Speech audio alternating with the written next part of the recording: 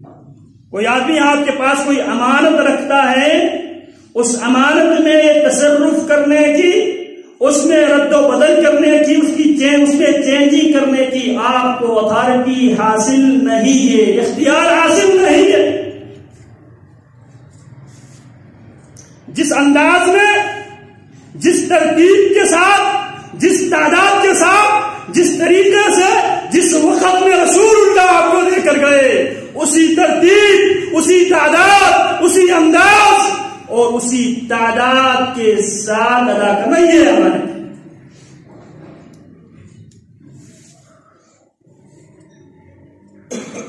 رسول اللہ صلی اللہ علیہ وسلم جو نماز ہمیں دے کر گئے ہیں، اس نماز میں 4 بار رفع الیدین ہے۔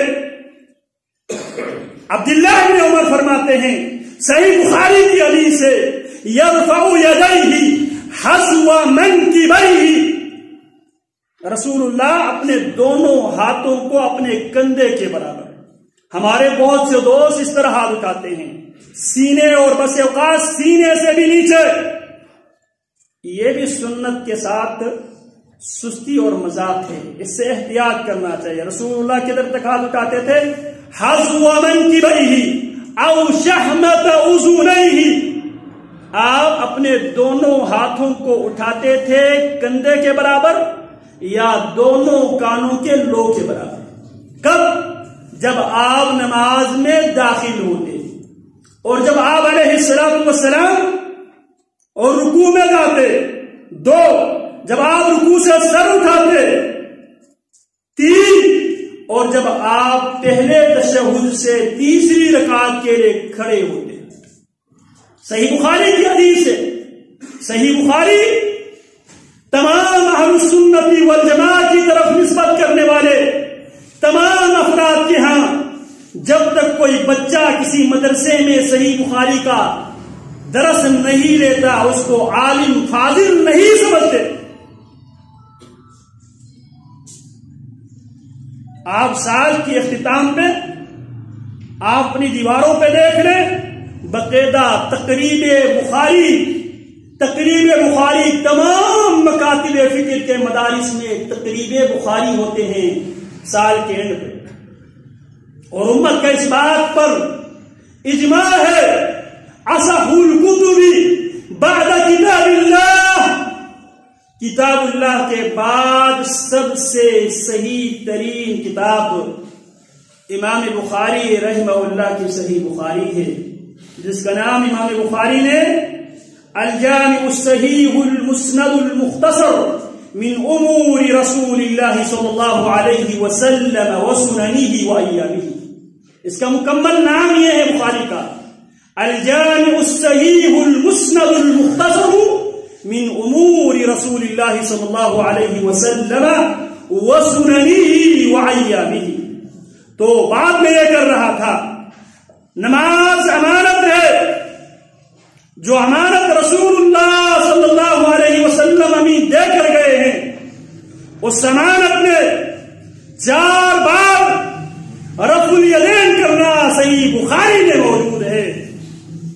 فاتحہ خلف الامام رسول اللہ صلی اللہ علیہ وسلم کی نماز میں ہے، آمین بالجہر رسول اللہ صلی اللہ علیہ وسلم کی نماز میں ہے، اور نماز امانت ہے، جو چیز آپ کے پاس امانت ہے اس کو اسی طرح رکھنا یہ امین کی ذمہ داری ہے۔